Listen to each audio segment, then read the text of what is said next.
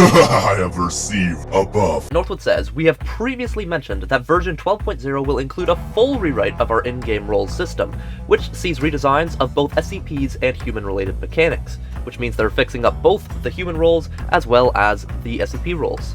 Whilst there are a few more abilities to come, we've dedicated this post to showing our progress. So in this video I'll be showing you most of the abilities to 079, but there may be some more ones being added in the future, and I will let you know. Our biggest problem with the current version of 079 is that new players find it too frustrating to learn, whilst experienced players grow too powerful. This makes the game unfair to human roles pitted against experienced players, and it doesn't give enough options to fight back. SCP-079's gameplay is very unique, therefore it's nearly impossible to remove these issues completely, but Northwood believes they've redesigned the version significantly to improve this.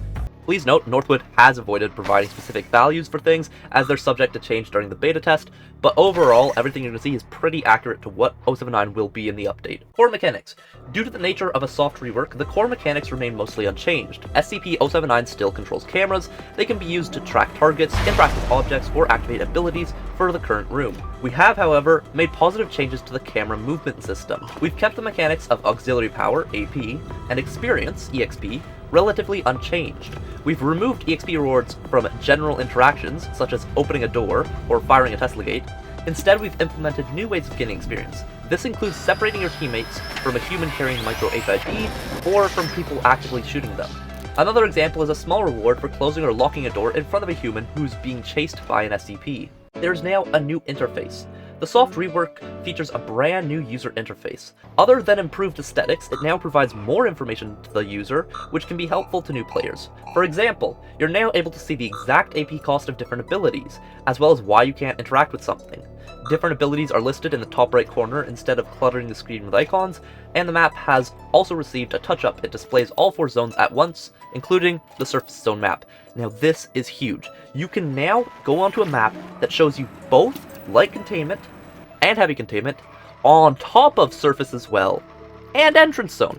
So that means you can teleport to anywhere on the map you want as long as you have the power to do so. That means you can go from light containment 914, slaughtering people in there, to teleporting to surface to stop someone from escaping in one camera change, instead of having to spend a long time going and teleporting all the way to light containment's elevators, up down to heavy, then all the way from heavy, all the way to entrance, through entrance, all the way to the gates, and then all the way up to surface, and then you're all the way at surface. No, you can do it in one instant motion, and it's a quick transfer. Insanely helpful. That is a huge change. Hey guys, sorry to interrupt this video, but I just wanted to tell you guys I'm doing an SCP-079 plushie giveaway. That's right, Northwood created an SCP-079 plushie which you can now get at Makeship. Just go down to the comment section, let me know if you're interested or not, say, hey, I'd like the plushie please, and I will put you on the list of people, and then sometime next week basically I'll be doing a live stream, I'll spin a random wheel name picker, and if you win it, and I will get the plushie shipped out right to you, if it's possible. Next up is the Blackout and Lockdown. The current version of SCP-079 has the ability to lock down all doors and turn out all lights in a room, which anyone who has become a Tier 2, Tier 3, Tier 4 PC has experienced before. Now, this has been split into 2 separate abilities, Blackout and Lockdown. Blackout is unlocked at Tier 2, and the limit of simultaneously blacked out rooms increases for Tier 3 and Tier 4. It's considered a cheap ability, currently costing only 15 AP, which means as you get to the higher levels, you can spam blackouts across multiple rooms, but it doesn't actually lock down those rooms. Because Lockdown is now unlocked at Tier 3, it temporarily closes and locks all doors in the room. During this time, AP regeneration is paused, and reduced to half at Tier 4 and above. Only one room can be locked down at a time, and it has a high cost of 100 AP, but it's still cheaper than manually locking all the doors in a room for the duration, as well as it's an instant lock of all 4 doors rather than you having to go around to each one of them.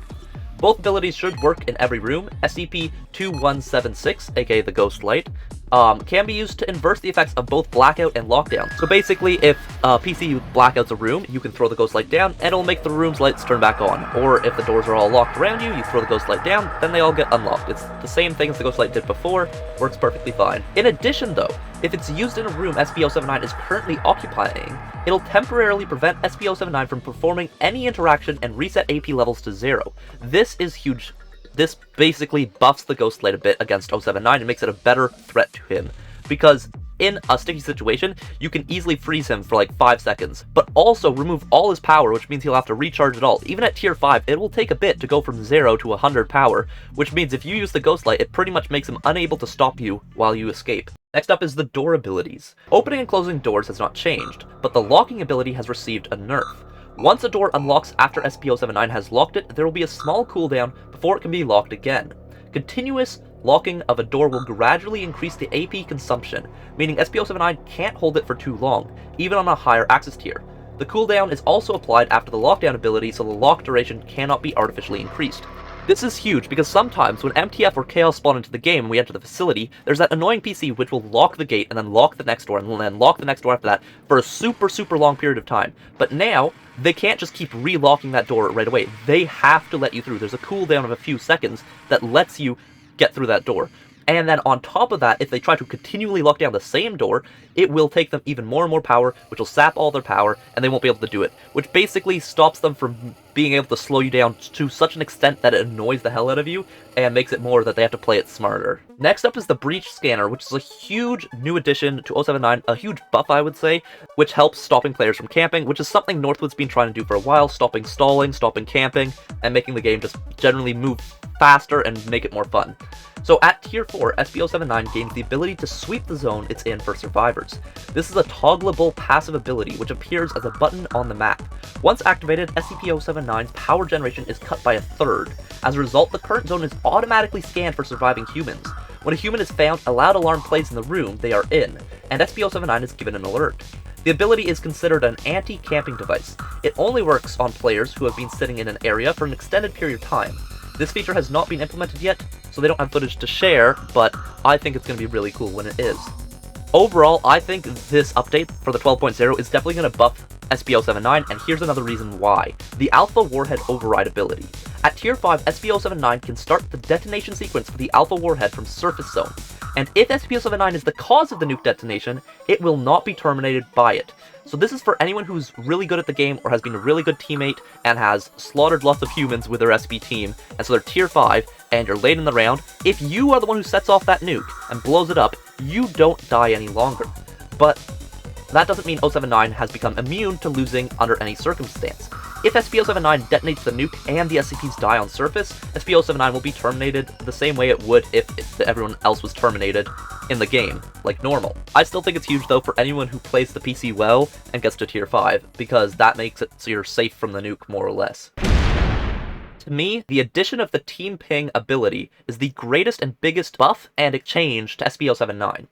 SCP-079 is known as a support class, so it can't do much alone, and due to this, users with no microphone have always been at a disadvantage, and it's been really annoying when you're an SCP and your PC just cannot or does not communicate with you.